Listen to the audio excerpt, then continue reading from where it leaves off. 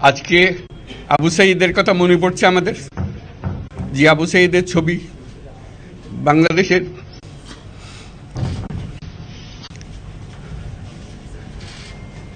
প্রতিটি মানুষের মনে গেঁথে আছে, এটা কেউ ভুলতে পারবে না।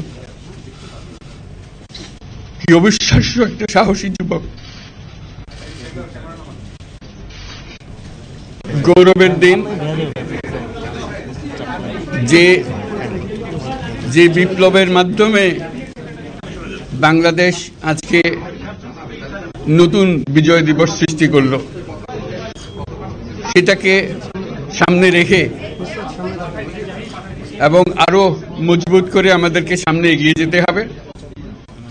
যারা এটা সম্ভব করেছে, যে তরুণ সমাজ, তাদের প্রতি আমি আবার সমস্ত প্রশংসা এবং কৃতজ্ঞতা জানাচ্ছি তাদেরকে। তারা আমার পাশে আছে। এরা এই দেশকে রক্ষা করেছে, এই দেশকে নতুনভাবে পুনর্জন্ম দিয়েছে, এবং এই পুনর্জন্মে যে বাংলাদেশ পেলাম, সে বাংলাদেশ যেন অত্যন্ত দ্রুত গতিতে এগিয়ে চলতে পারে, সেটাই হলো আমাদের শপথ। সেটা আমরা রক্ষা করতে চাই, এগিয়ে যেতে চাই। আজকে আবু সাঈদের কথা মনে পড়ছে আমাদের, যে আবু সাঈদের ছবি বাংলাদেশের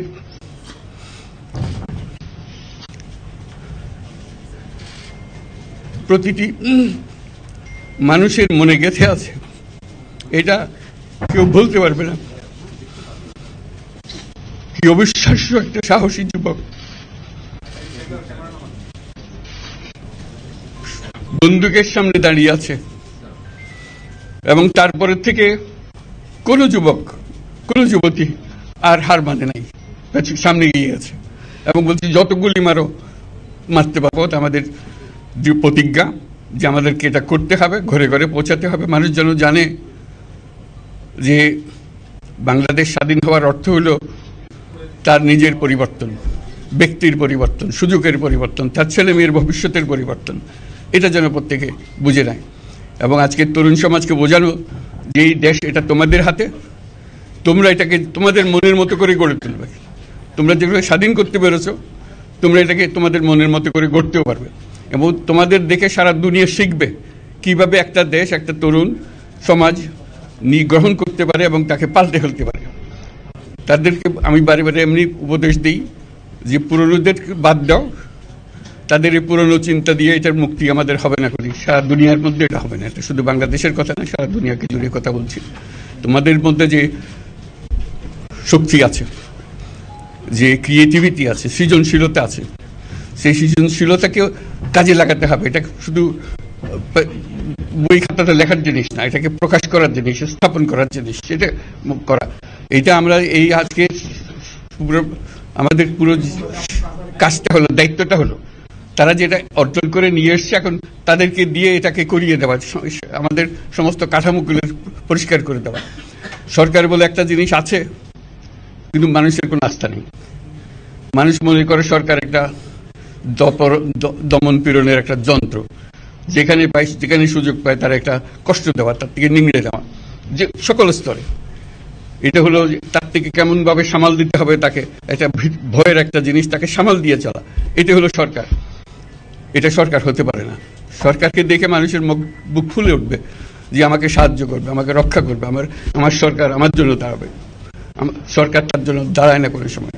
যে সরকার হবে, সেই সরকার মানুষকে রক্ষা করবে, মানুষের আস্থাভাজন হবে। কেউ জোর করে তাকে বলার ভালো আছে এটা না। সে নিজে নিজে বিশ্বাস করবে, সরকারি লোক দেখলে বলছে আমার লোক, আমাকে রক্ষা করার লোক। সেই আস্থাটা আমাদেরকে ফিরিয়ে আনতে হবে মানুষের মনে। তাহলে মানুষও যোগ দেবে এটাতে।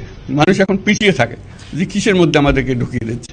আমরা যেন জানতে পারি যে এইটা আমরা সবাই মিলে আমরা অগ্রসর হতে পারি। একটা বড়, সারা বাংলাদেশ একটা বড় পরিবার। এই পরিবার আমরা একসঙ্গে চলতে চাই এবং আমাদের মধ্যে দ্বিধা দ্বন্দ্ব যা কিছু থেকে সরিয়ে ফেলতে চাই। যারা বিপথে গেছে তাদেরকে পথে আনতে চাই, যাতে করে একসঙ্গে আমরা কাজ করতে পারি।